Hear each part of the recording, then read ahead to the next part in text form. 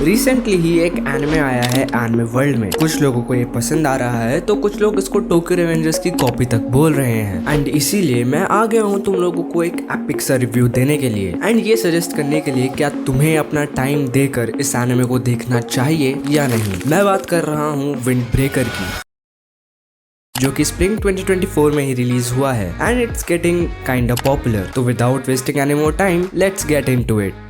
तो सबसे पहले बात करते हैं स्टोरी की। तो विंड ब्रेकर की स्टोरी फॉलो करती है हारुका साकुरा को, जो फूरिन हाई स्कूल का स्टूडेंट है। फूरिन हाई स्कूल एक ऐसी जगह है जहाँ पर स्टूडेंट्स की एकेडमिक से ज्यादा उनकी फिजिक्स मैटर करती है। एंड अपना साकुरा भाई भी यहीं पर आना चाहता था क्योंकि वो भी थोड़ा मारपीट पे इंटरेस्ट रखता है। एंड अनलाइक अदर एनिमे जहाँ पर supernatural elements and time travel की बकचोदी है, wind breaker keeps it real. ये तुम लोग को काफी सिंपल सा लग रहा होगा एंड यहीं पर ये एनिमे खेल जाता है। इस एनिमे में काफी रियलिस्टिक एंड ग्राउंडेड अप्रोच को रखा है जैसा एक लड़ाकू हाई स्कूल में होता है। एंड यहीं से हम बढ़ते हैं अपने नेक्स्ट पॉइंट की तरफ। What makes Wind Breaker outstand from the crowd. जहाँ पर बाकी anime fantasy world and supernatural abilities को दिखाते हैं, Wind Breaker sticks to the streets. It gives us as raw high school की लाइफ जहाँ पर स्ट्रीट फाइट्स हैं विद नो मैजिक और time travel, just pure fuelled action. And यही इस एनिमे का प्लस पॉइंट भी है। बिना ज्यादा कॉम्प्लेक्सिटी दिखाए ये एनिमे ग्रिटी रियलिटी दिखाता है गैंग लाइफ की एंड उस मोमेंट के केओस की and how they think and act according to situations. Now you might be wondering कि विंड ब्रेकर बस टोक्यो रेवेंजर्स की कॉपी है। अगर इसका आंसर मुझे शॉर्ट में देना हो तो no way. Wind breaker Tokyo Revengers की कॉपी तो बिल्कुल भी नहीं है। जहाँ पर दोनों ही anime gang life and intense battle को दिखाते तो हैं but they take different approaches. Tokyo Revengers is all about time travel and changing the past. And क्योंकि Tokyo Revengers में थोड़ा बहुत time travel को दिखाया गया है, वो इसको complex कर देता है। But on the other hand, Windbreaker में present timeline को ही follow किया जाता है with no time travel की बकचोदी।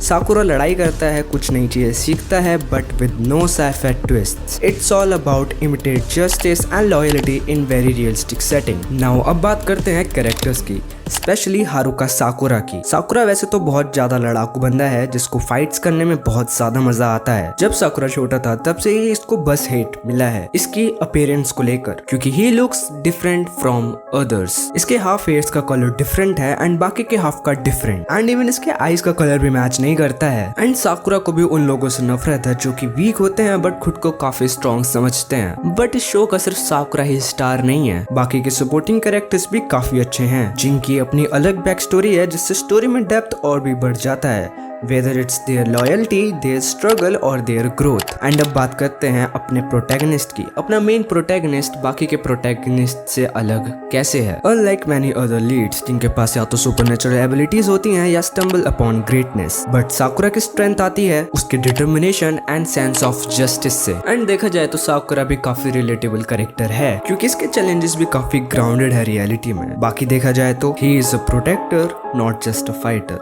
His journey is all about earning respect through action and integrity, not just winning battles. And इसीलिए मुझे साकुरा बाकी के प्रोटैगनिस्ट से अलग लगा। एंड अगर यही बात की जाए एनिमे की, तो एनिमे के स्टार्टिंग में ही अपने साकुरा को दिखाया जाता है जो कि एक रोप पर चल रहा है एंड इसको वो लोग सुनाई और दिखाई दे रहे हैं जो इससे नफरत करते हैं, उसको उसके लुक्स के बेसिस पर क्रिटिसाइज करते हैं। एंड तभी साकुरा वहां से गिर जाता है जिसके बाद हमको दिखाया जाता है कि वो बस एक सपना देख रहा है, जिससे ये तो कंफर्म हो जाता है कि साकुरा अभी भी अपने पास्ट से उभर कर नहीं आया है, वो अभी भी अंदर ही अंदर अपने पास्ट से कहीं ना कहीं लड़ रहा है। एंड इसके बाद अपना मेन कैरेक्टर साकुरा घर से बाहर जाता है एंड तब हमको एक लड़की दिखाई जाती है जिसको कुछ लड़के छेड़ रहे हैं। एंड पता नहीं क्यों ये मेरे को ही लग रहा है या सही में ये लड़की मेरे को जुजुत्सु काइसेन के शो को जैसी दिख रही है, लाइक लिटरली कॉपी पेस्ट, बस इसको थोड़ा फ्लिपी तो करना है। एंड जब हमारा साकुरा वहाँ पहुंचता है तब क्या ही होना था, पीट देता है सबको, वो भी अकेले। एंड पिटने के बाद अपने सारे गुंडे लोग जमीन में पड़े होते हैं। Oh my God, bro. Oh, hell no, man. What the fuck, man? जिसके बाद ये लड़की साकुरा को उसकी जगह पर लेकर जाती है एंड उसके बाद साकुरा को खाना खिलाती है, वो भी फ्री में। उसके बाद अपना गुंडा लोग वापस आ जाते हैं, वही लोग जिनको साकुरा ने पहले पीटा था, बट इस बार वो लोग पूरी गैंग लेकर आते हैं। एंड फिर ये बंदा अकेले 1v20 करने चला जाता है। 喧嘩さえ強ければ一番強ければてっぺんなんだろう。一人なことと何の関係がある。जो क्योंकि स्टार्टिंग में तो बहुत अच्छा चल रहा होता है, लेकिन एक पॉइंट के बाद हमको लगने लगता है कि अपना मेन कैरेक्टर अब पिट सकता है। आखिर एक बंदा कितना ही लड़ सकता है 20 लोगों से, वो भी अकेले। 何やってんだ何がしたいんだ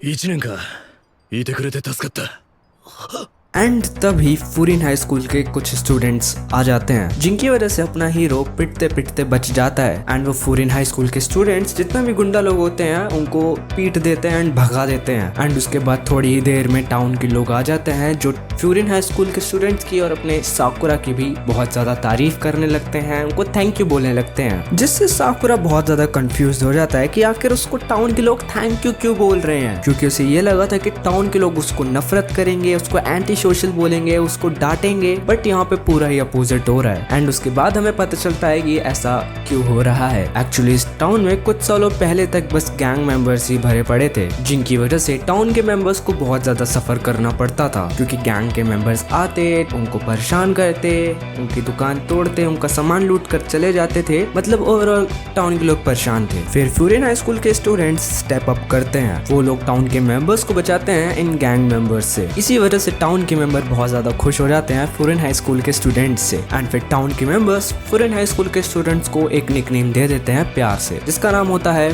बो फूरिन। एंड अब अपना साकुरा भी बो फूरिन का ही पार्ट है। एंड अब इससे ज्यादा एनिमे में क्या होता है वो मैं तुमको नहीं बताने वाला हूँ। सीरीज में अब आगे क्या होता है, अपना मेन कैरेक्टर को कौन कौन से नए कैरेक्टर्स मिलते हैं, उसको क्या चैलेंजेस मिलते हैं, वो सब के लिए तुमको एनिमे देखना पड़ेगा, क्योंकि मैं तुम लोगों का मूड खराब नहीं करना चाहता स्पॉयलर्स देखकर। एंड अब बात करते हैं मुझे इस एनिमे की थीम कैसी लगी। टू बी ऑनेस्ट मुझे विंड ब्रेकर का जो आउटस्टैंडिंग एक्सपेक्ट लगा वो था it's exploration of themes like loyalty, justice, personal growth. The anime dives into the moral of ethical dilemma the character faces, offering a thought-provoking narrative that goes beyond just fights. And इससे anime के लिए emotional depth और भी बढ़ता है, that keeps you hooked, making you care about what happens next. Now let's talk about visuals. Wind breaker का जो art style है वो काफी डिफरेंट है एंड परफेक्टली मैच करता है सीरीज के ग्रिटी एंड रियलिस्टिक टोन के साथ। एंड फाइट सीन्स भी बहुत ज्यादा इंटेंस एंड डायनेमिक हैं, जो तुम्हें पूरा एक्शन हुक करके रखते हैं। एक एक पंच एंड मूव बहुत अच्छे से एनिमेट किया गया है। एंड कॉन्वो के बीच बीच में ये थोड़ा सा